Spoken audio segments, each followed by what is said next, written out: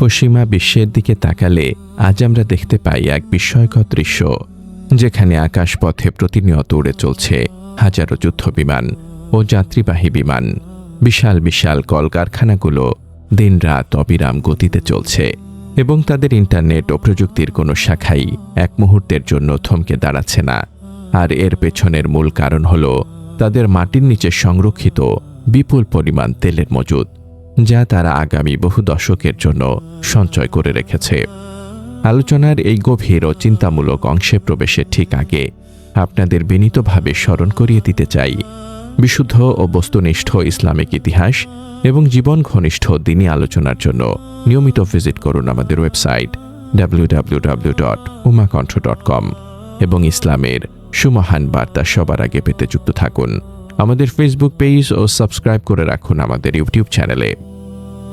পশ্চিমা বিশ্ব আজ যে বিপুল পরিমাণ জ্বালানি তেল মজুত করে রেখেছে এবং নিজেদের প্রযুক্তিগত ও সামরিক শক্তিকে এক অজেয় পর্যায়ে নিয়ে গেছে, তার পেছনে কোনো জাদুকরী মন্ত্র নেই, বরং রয়েছে এক চরম অর্থনৈতিক চাতুর্য এবং একতরফা শোষণ ব্যবস্থা, যার ভিত্তি হল বিনামূল্যে ছাপানো কাগজের নোট, যাকে আমরা ডলার হিসেবে চিনি।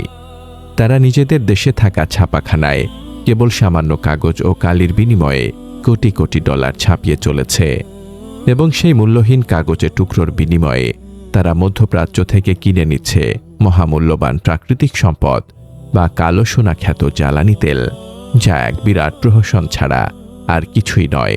ইসলামী শরিয়া ও অর্থনীতির দৃষ্টিতে যখন কোনো সম্পদের লেনদেন হয়, তখন উভয় পক্ষের সম্পদের একটি বাস্তব ও অন্তর্নিহিত মূল্য বা ইন্ট্রিনজিক ভ্যালু থাকতে হয়। কিন্তু এখানে এক পক্ষ দিচ্ছে আসল সম্পদ এবং অন্য পক্ষ দিচ্ছে কেবল একটি কাল্পনিক কাগজের স্বীকৃতি, যা মহান আল্লাহর সেই অমোঘ বাণীর সুস্পষ্ট লঙ্ঘন, যেখানে তিনি ইরশাদ করেছেন, হে ঈমানদারগণ, তোমরা একে অপরের সম্পদ অন্যায়ভাবে গ্রাস করো না, কেবল তোমাদের পরস্পরের সম্মতিক্রমে যে ব্যবসা করা হয় তা বৈধ। সূরা আন-নিসা আয়াত 29।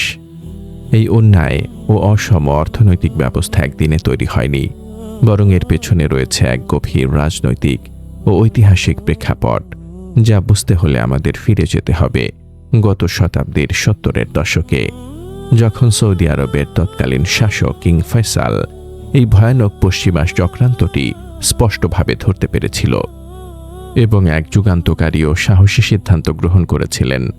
তিনি আরবের মাটি থেকে উত্তোলিত তেল পশ্চিমা বিশ্বে রপ্তানি করার উপর নিষেধাজ্ঞা বা বয়কট আরোপ করেছিলেন, কারণ তিনি বুঝতে পেরেছিলেন যে এই তেলের বিনিময়ে তারা যে কাগজের টুকরো বা ডলার দিচ্ছে তার কোনো প্রকৃত মূল্য নেই এবং এটি মুসলিম উম্মার সম্পদ লুটের এক অভিনব হাতিয়ার মাত্র।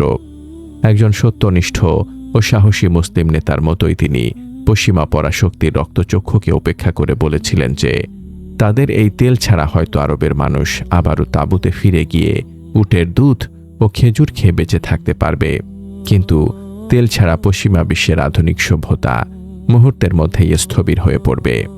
এই অসামান্য সাহসিকতা ও উম্মার প্রতি গভীর দরদের কারণেই তাকে চরম মূল্য চোকাতে হয়েছিল। কারণ ইতিহাসের ধারাবাহিকতায় আমরা দেখি, যখনই কোনো মুসলিম শাসক সাম্রাজ্যবাদী শক্তির বিরুদ্ধে রুখে দাঁড়িয়েছেন, তখনই তাকে গুপ্ত হত্যার শিকার হতে হয়েছে এবং কিং ফয়সালও এর ব্যতিক্রম ছিলেন না। তাকে অত্যন্ত সুপরিকল্পিতভাবে একজন গুপ্ত ঘাতকের মাধ্যমে শহীদ করা হয়, যা ছিল মুসলিম বিশ্বের জন্য এক অপূরণীয় ক্ষতি, কারণ তার শাহাদাতের পরপরই পশ্চিমা শক্তি মধ্যপ্রাচ্যের অন্যান্য শাসকদের সাথে এক নতুন ও চতুর চুক্তি করতে সক্ষম হয়, যা আধুনিক বিশ্ব অর্থনীতিতে পেট্রোডলার মনিটারি সিস্টেম নামে পরিচিত। এই চুক্তির শর্ত ছিল অত্যন্ত ভয়ানক ও সুদূরপ্রসারী, যেখানে পশ্চিমা শক্তি আরবদের বোঝাতে সক্ষম হয়েছিল যে তেল বিক্রি বন্ধ রাখলে তাদের নিজেদের অর্থনীতিও ধ্বংস হয়ে যাবে এবং মুদ্রাস্ফীতি চরম আকার ধারণ করবে।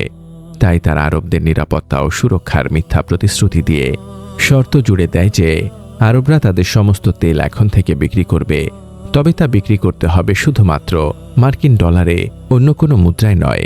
এই একটি মাত্র শর্ত পুরো বিশ্বের অর্থনৈতিক সমীকরণকে চিরতরে বদলে দেয়, কারণ এর অর্থ হল পৃথিবীর যে কোনো দেশকে যদি এখন মধ্যপ্রাচ্য থেকে এক ফোঁটা তেলও কিনতে হয়, তবে তাকে সবার আগে আন্তর্জাতিক বাজার থেকে ডলার কিনতে হবে, যা পরোক্ষভাবে আমেরিকান কাগজের মুদ্রাকে পুরো বিশ্বের জন্য এক অপরিহার্য ও অপ্রতিদ্বন্দ্বী শক্তিতে পরিণত করে। এই চুক্তির ফলে মধ্যপ্রাচ্যের মরুভূমিতে রাতারাতি গড়ে উঠতে থাকে আকাশচুম্বী সব সুরম্য অট্টালিকা, বিলাসবহুল প্রাসাদ এবং জাঁকজমকপূর্ণ শহর, যা দেখে আরবরা আত্মতৃপ্তিতে ভুগতে শুরু করে এবং মনে করতে থাকে যে তারা বুঝি পৃথিবীর সবচেয়ে ধনী ও সমৃদ্ধ জাতিতে পরিণত হয়েছে। কিন্তু প্রকৃত অর্থে এটা ছিল এক বিরাট মায়াজাল বা বিভ্রম, কারণ তারা তাদের অমূল্য প্রাকৃতিক সম্পদ তুলে দিয়েছিল এমন এক শক্তির হাতে, যারা এর বিনিময়ে তাদের ধরিয়ে দিয়েছিল কেবল কিছু ছাপানো কাগজ। আর সেই সম্পদের জোরে পশ্চিমা বিশ্ব নিজেদের ভূগর্ভস্থ বাংকারে গ্যালনকে গ্যালন তেল মজুত করে নিজেদের ভবিষ্যৎকে সম্পূর্ণ সুরক্ষিত করে ফেলে।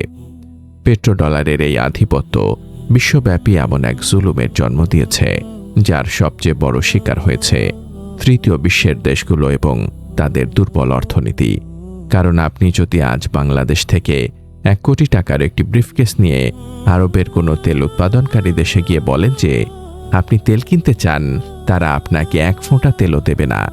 আপনাকে সবার আগে সেই টাকা দিয়ে আন্তর্জাতিক বাজার থেকে তাদের নির্ধারিত মূল্যের ডলার কিনতে হবে এবং তারপর সেই ডলার দিয়ে তেল কিনতে হবে, যার ফলে আপনার দেশের কষ্টার্জিত সম্পদ পরোক্ষভাবে পশ্চিমা অর্থনীতির চাকাকেই আরও শক্তিশালী করছে এবং আপনার দেশের মুদ্রার মান প্রতিনিয়ত অবমূল্যায়িত হচ্ছে। এটি এমন এক প্রকার বৈশ্বিক রিবা বা সুদভিত্তিক শোষণ ব্যবস্থা, যা পুরো মানবজাতিকে এক অদৃশ্য দাসত্বের শৃঙ্খলে আবদ্ধ করে রেখেছে। এবং মহান আল্লাহ রব্বুল আলামিন সুদের এই ভয়াবহতা সম্পর্কে পবিত্র কোরআনে অত্যন্ত কঠোর হুঁশিয়ারি উচ্চারণ করে বলেছেন, যারা সুদ খায় তারা কিয়ামতের দিন সে ব্যক্তির মতোই উঠবে যাকে শয়তান স্পর্শ করে পাগল বানিয়ে দিয়েছে। কারণ তারা বলে ব্যবসায়ী তো সুদের মতো, অথচ আল্লাহ ব্যবসাকে হালাল করেছেন এবং সুদকে করেছেন হারাম। সূরা আল বাকারা আয়াত 275। এই পেট্রোডলার ব্যবস্থা শুধু যে অর্থনৈতিক শোষণ তা নয়, বরং এটি বিশ্বব্যাপী ইনসাফ ও সাম্যের ধারণাকে সম্পূর্ণভাবে পদদলিত করেছে। কারণ পশ্চিমা বিশ্ব যখন ইচ্ছা তাদের ছাপাখানা থেকে ট্রিলিয়ন ট্রিলিয়ন ডলার ছাপিয়ে নিচ্ছে এবং সেই টাকা দিয়ে পৃথিবীর যে কোনো প্রান্ত থেকে বাস্তব ও পরিশ্রমলব্ধ সম্পদ কিনে নিচ্ছে। অথচ তৃতীয় বিশ্বের কোনো দেশ যদি তাদের প্রয়োজন মেটাতে অতিরিক্ত মুদ্রা ছাপায়, তবে তাদের অর্থনীতিতে হাইপার ইনফ্লেশন বা চরম মুদ্রাস্ফীতি দেখা দেয় এবং দেশ দেউলিয়া হয়ে যায়। এই অসম ব্যবস্থাটি ওজনে কম দেওয়া বা মাপে ফাঁকি দেওয়ার সেই জঘন্য অপরাধের এক আধুনিক ও প্রাতিষ্ঠানিক রূপ, যে সম্পর্কে আল্লাহ তাআলা কঠোর ভাষায় ইরশাদ করেছেন, দুর্ভোগ তাদের জন্য যারা মাপে কম দেয়, যারা মানুষের কাছ থেকে মেপে নেওয়ার সময় পূর্ণমাত্রায় গ্রহণ করে, কিন্তু যখন তাদের মেপে বা ওজন করে দেয় তখন কম দেয়। তারা কি চিন্তা করে না যে তাদের এক মহাদিনের জন্য পুনরুত্থিত করা হবে? সূরা আল মুতাফফিফিন আয়াত 1 থেকে 3। আজ আমাদের সমাজের আলেম ওলামা, ফকিহ এবং অর্থনীতিবিদদের এই বৈশ্বিক অর্থনৈতিক চক্রান্ত নিয়ে গভীরভাবে গবেষণা করা প্রয়োজন এবং এই পেট্রোডলার মনিটারি সিস্টেম ইসলামী শরীয়তের দৃষ্টিতে কতটুকু জায়েজ বা না জায়েজ তা উম্মার সামনে স্পষ্টভাবে তুলে ধরা অত্যন্ত জরুরি, কারণ এটি বর্তমান বিশ্বের সবচেয়ে বড় অর্থনৈতিক জুলুম।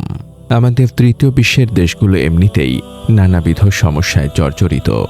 আমাদের সমাজে রয়েছে দুর্নীতির কালো থাবা, নৈতিকতার চরম অবক্ষয়, আমানতের খেয়ানাত এবং ঘুষের মতো ভয়াবহ ব্যাধি, যা আমাদের অভ্যন্তরীণ কাঠামোগুলোকে ভেতর থেকে কুঁড়ে কুঁড়ে খাচ্ছে। এই সামাজিক ও রাষ্ট্রীয় অবক্ষয়গুলোই আমাদের আরও বেশি দুর্বল করে দিচ্ছে এবং পশ্চিমা শক্তিগুলো অত্যন্ত সহজেই আমাদের এই দুর্বলতার সুযোগ নিয়ে তাদের পেট্রোডলারের দাসত্ব আমাদের ওপর চাপিয়ে দিতে সক্ষম হচ্ছে। অথচ আমাদের প্রিয় নবী হযরত মুহাম্মদ সাল্লাল্লাহু আলাইহি ওয়াসাল্লাম আমানত রক্ষা এবং সততার উপর সবচেয়ে বেশি জোর দিয়েছেন এবং বলেছেন, যার মধ্যে আমানতদারি নেই তার মধ্যে ঈমান নেই এবং যার মধ্যে প্রতিশ্রুতি রক্ষার প্রবণতা নেই তার দিন নেই। মুসনাদে আহমদ ১২,৫৬৭। যতক্ষণ না আমরা আমাদের অভ্যন্তরীণ এই দুর্নীতি ও নৈতিক স্খলনগুলো দূর করতে পারব এবং একই সাথে আন্তর্জাতিক অঙ্গনে পেট্রোডলারের এই ভয়াবহ মায়াজাল সম্পর্কে সচেতন হতে পারব, ততক্ষণ পর্যন্ত আমরা প্রকৃত অর্থনৈতিক স্বাধীনতা ও সমৃদ্ধি অর্জন করতে পারব না। পশ্চিমা বিশ্ব তাদের এই প্রতারণামূলক কাগজের মুদ্রাকে আমাদের তেলের মূল্য নির্ধারণের একমাত্র মাপকাঠি বানিয়ে দিয়েছে, যার ফলে আজ যদি তারা ডলারের মান বাড়িয়ে দেয় বা কমিয়ে দেয় তবে পুরো বিশ্বের অর্থনীতিতে তার ভয়াবহ প্রভাব পড়ে এবং গরিব দেশগুলোর সাধারণ মানুষকে এর চরম মূল্য চোকাতে হয় নিত্য প্রয়োজনীয় দ্রব্যের আকাশ ছোঁয়া দামের মাধ্যমে। এই সিস্টেমটি এতটাই সুচারুভাবে তৈরি করা হয়েছে যে আমরা নিজেরাও অজান্তে এই শোষণের অংশীদার হয়ে গেছি এবং মনে করছি যে আধুনিক ব্যাংকিং ও অর্থনৈতিক ব্যবস্থায় বুঝি এভাবেই উন্নতি করতে হয়। অথচ এটি পুরোটাই এক বিরাট ধোঁকা, যেখানে এক পক্ষ বিনা পরিশ্রমে কাগজ ছাপিয়ে সম্পদের পাহাড় গড়ছে এবং অন্য পক্ষ মাথার ঘাম পায়ে ফেলে আসল সম্পদ তুলে দিয়ে দিন দিন আরও গরিব হচ্ছে। এটি এমন এক অবস্থা যেখানে সম্পদ কেবল মুষ্টিমেয় কিছু পুঁজিপতি ও ক্ষমতাধর রাষ্ট্রের হাতে কুক্ষিগত হয়ে থাকছে, যা ইসলামী অর্থনীতির মূল দর্শনের সম্পূর্ণ পরিপন্থী। কারণ ইসলাম চায় সম্পদ যেন সমাজের সব স্তরের মানুষের মধ্যে সুষমভাবে বণ্টিত হয় এবং তা যেন শুধু ধনীদের মধ্যেই আবর্তিত না হয়। পবিত্র কোরআনে আল্লাহ তাআলা স্পষ্ট করে বলে দিয়েছেন, যাতে সম্পদ কেবল তোমাদের ধনীদের মধ্যেই আবর্তিত না হয়। সূরা আল হাশর আয়াত ৭। কিন্তু পেট্রোডলার সিস্টেম ঠিক এর উল্টো কাজটি করছে। এটি সারা বিশ্বের সম্পদকে শুষে নিয়ে গুটি কয়েক দেশের কেন্দ্রীয় ব্যাংক ও কর্পোরেশনের ভল্টে জমা করছে। আমাদের এই মোহনিদ্রা থেকে জাগ্রত হওয়ার সময় এসেছে। আমাদের বুঝতে হবে যে যারা আজ মানবাধিকার ও বিশ্বায়নের বড় বড় বুলি আওড়ায় তারাই এই নীরব অর্থনৈতিক ডাকাতির প্রধান হোতা, যারা এক হাতে আমাদের সম্পদ লুট করছে এবং অন্য হাতে আমাদের ঋণ ও ত্রাণের মিথ্যা আশ্বাস দিচ্ছে। আমাদের বুদ্ধিবৃত্তিক সমাজ, ইসলামী স্কলার এবং তরুণ প্রজন্মকে এই জটিল অর্থনৈতিক সমীকরণগুলো বুঝতে হবে এবং সাহসিকতার সাথে এর বিকল্প নিয়ে ভাবতে হবে, ঠিক যেমনটি ভেবেছিলেন কিং ফয়সাল। কারণ সত্যকে উপলব্ধি করতে না পারলে এবং অন্যায়ের বিরুদ্ধে বুদ্ধিবৃত্তিক প্রতিরোধ গড়ে তুলতে না পারলে আমাদের ভবিষ্যৎ প্রজন্ম চিরকাল এই অর্থনৈতিক দাসত্বের শৃঙ্খলেই আবদ্ধ থেকে যাবে। এই ভয়াবহ জুলুম থেকে মুক্তি পাওয়ার জন্য আমাদের ইসলামী শরিয়া ভিত্তিক প্রকৃত সম্পদের ধারণায় ফিরে যেতে হবে এবং এমন এক অর্থনৈতিক কাঠামো স্বপ্ন দেখতে হবে যা কাগজ ও কালির ধোঁকাবাজির ওপর নয়, বরং বাস্তব শ্রম, উৎপাদন এবং ন্যায় বিচারের ওপর প্রতিষ্ঠিত হবে। হে দয়াময় আল্লাহ, আপনি মুসলিম উম্মাহকে পশ্চিমা অর্থনৈতিক দাসত্বের এই ভয়াবহ চক্রান্ত থেকে হেফাজত করুন এবং আমাদের হালাল রিজিক ও প্রকৃত সমৃদ্ধির পথ উন্মুক্ত করে দিন। আমিন। ভিডিওটি তথ্যবহুল মনে হলে শেয়ার করে অন্যকে এই গুরুত্বপূর্ণ বিষয়টি জানার সুযোগ করে